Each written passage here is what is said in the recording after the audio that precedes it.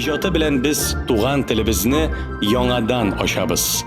Аның нәфислеген ишетә башлыйбыз. Һәр мәгънәнең тирәнлеген тоябыз. Ата-бабаларыбыздан килгән телдә сөйләшүнең әһәмиятенә төшенәбез. Без аның яңгырашын, моңын, абатланмаслыгын кадерләргә өйрәнәбез. Телебез, мирасыбыз белән шиксез горурланабыз. Шагыйребез бүләк иткән бу мәхәббәт гомер-гомергә безнең күңелебездә саклана. Абдулла Тукайның 140 яшьлеген матур итеп үткәрергә. Бында мин Арчада эшләгәндә 100 еллыгын үткәрергә туры килде. Бында бөтен ашау, эчү, нитү, кунакларны каршы алу безнең истә иде. Шуңа күрә ул биналарны тәртипкә салып, анда теге безнең Пукпанов фабрикасы бар иде Арчада. Ул теге мендерләр, анда чигелгән, ниткән ниләр. Шундый бер матур чара иде. Республиканың бөтен җитәкчеләре килде.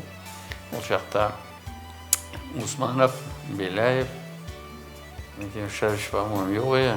Но бик зур итеп, матур итеп үткәрделәр. Музей үзгәргән, матурайган. Икенчедән безнең менә бер аралашып, сөйләшеп алырга мөмкинлекләр бар. Һәрле көн, хөрмәтле очрашуда катнашучылар.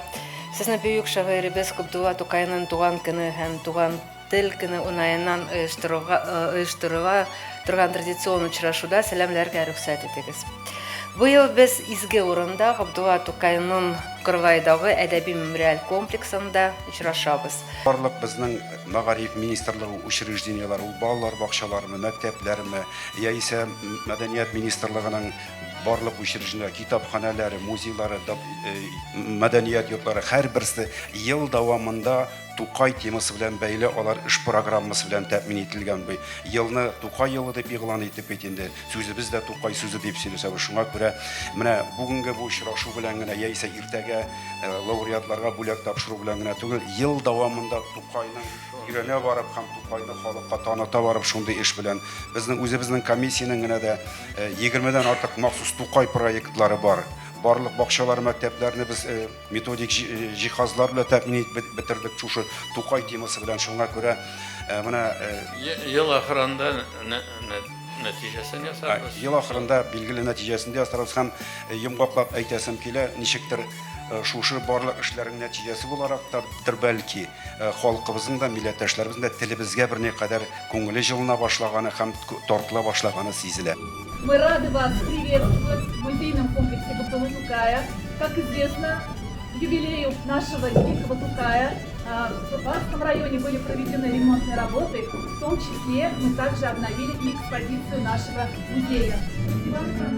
Внимание на экран.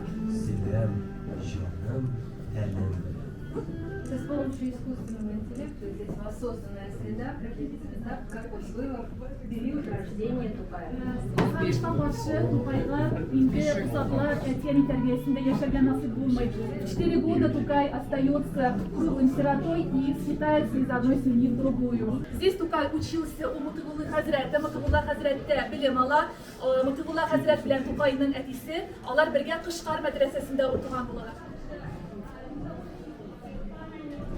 Кәҗәлбашлы станогы относится к началу 20 века и также привезли из Уральска. Тукай Уральскта 11 ел дәвамында яши, биредә ул газеталар бастыруда шулай ук шөгыльләнә. Һәм менә итеп күрсәтәсем килә.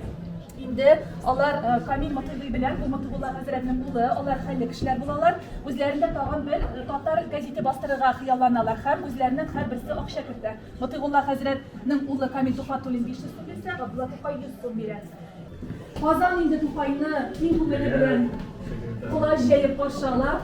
Здесь мы сделали, значит, интерьер Сенного базара и разделили также зал на 2 зоны, касаемо раскрыли творчество Тукая. Без Тукай һәм аның замандашлары турында сөйлибез. Бардым җырлаучыга, дидем, кардәш, бу көй нинди көй?